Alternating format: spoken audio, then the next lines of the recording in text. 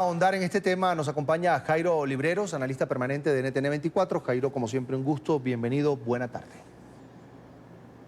Hola Carlos, muy buenas tardes. Bienvenido, Jairo. Que no se haya logrado una mayoría calificada para aprobar o hundir, en este caso, las objeciones que el presidente Iván Duque hizo a esta ley estatutaria de la JEP, ¿en qué se traduce, Jairo?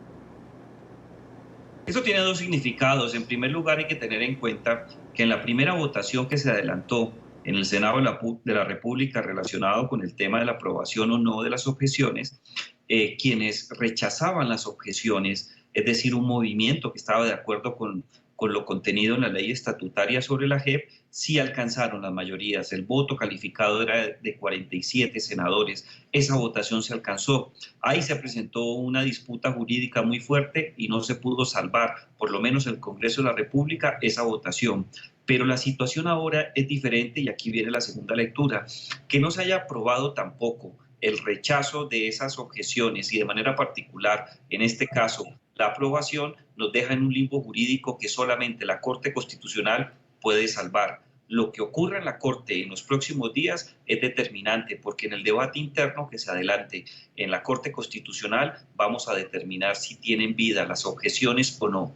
Yo anticipo que la Corte Constitucional va a decretar que las 6 objeciones presidenciales que presentó la Casa de Nariño se van a caer y el proyecto de ley tal cual como fue aprobado en la Corte Constitucional es el que va a regir en los próximos días en Colombia. Jairo, hay quienes desde el Senado, pues en medio del acalorado debate, argumentaban que para este trámite legislativo solo se requería una mayoría simple. Y te pregunto a ti, ¿era necesario la mayoría calificada? ¿Qué dice la norma?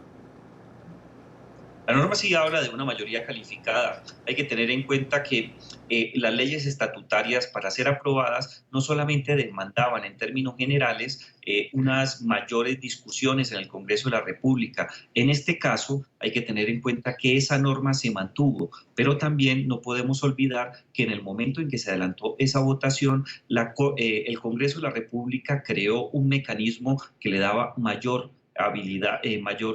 agilidad a los debates. Por eso se pudo adelantar este procedimiento en la legislatura anterior de una manera mucho más rápida, pero la votación calificada no fue alterada. Se respetó en la reforma constitucional y en el tiempo en el cual estuvo vigente lo que se conoce en Colombia como el fast track, se cumplió a cabalidad. Ahora, ¿por qué se caen? ¿Por qué se caen las objeciones del presidente Duque a la ley de la JEP? El tema es muy sencillo. Estas objeciones se caen por dos motivos. El primero de ellos porque el gobierno de Duque no tiene las mayorías calificadas necesarias para sacar adelante esta iniciativa. Hay que tener en cuenta que si bien goza de una coalición, los partidos que integran esa coalición no estaban de acuerdo. Hablo de manera especial del Partido de la U, del Partido Liberal y de Cambio Radical, 3 organizaciones que apostaron en su momento por sacar adelante el acuerdo de paz y todo el articulado relacionado con ello. Y en segundo lugar, porque el gobierno en cierta medida optó por una estrategia bastante criticable y consistió en desgastar las discusiones en el Congreso y tratar de negociar a cada uno de los senadores de la República. Algunas fuentes afirman que ofreciéndoles contratos y otras mostrándole la vitalidad y la legalidad de las objeciones. En el caso en concreto, ninguna de las dos estrategias funcionó y está muy claro que existe una mayoría calificada en el Congreso de la República de sacar adelante el proyecto de ley estatutaria tal cual como salió de la Corte Constitucional. Jairo, ¿tú salvarías alguna de las objeciones que hizo el presidente Duque a esta ley?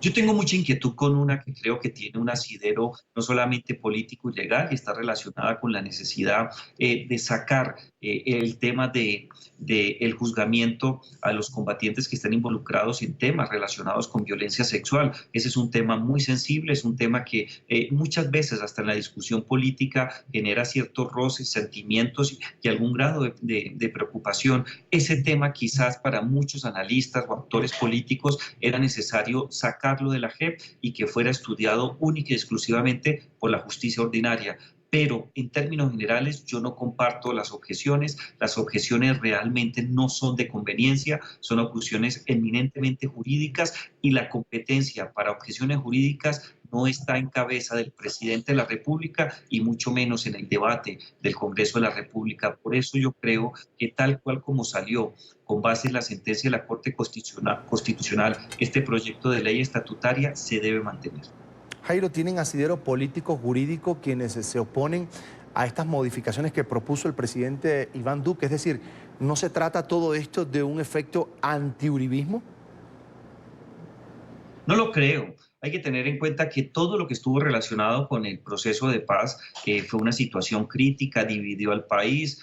No podemos olvidar que a finales del año 2016, cuando se convoca un plebiscito para definir sí o no sacar adelante este proceso, el no triunfó. Luego vino una situación muy crítica y a raíz de esa situación en donde el presidente de la República ya no opta por un segundo plebiscito, sino que lleva de manera inmediata el proceso de paz para que sea aprobado en el Congreso de la República, se generó un trauma de legitimidad, trauma que todavía sigue y en cierta medida es el reflejo de las votaciones que estamos analizando en el Congreso de la República, pero creo que existen razones jurídicas y políticas no solamente para mantener el proyecto de ley estatutaria tal cual como salió de la Corte Constitucional, sino de manera particular seguir adelante con la implementación del proceso de paz o lo que se conoce realmente como el acuerdo del Teatro Colón. Colombia, en cierta medida, durante los próximos años, me atrevería yo a anticipar, no menos de 10 años, va a tener un debate muy fuerte sobre la legitimidad del acuerdo y de manera especial sobre las formas en las cuales se debe implementar los asuntos relacionados con el acuerdo.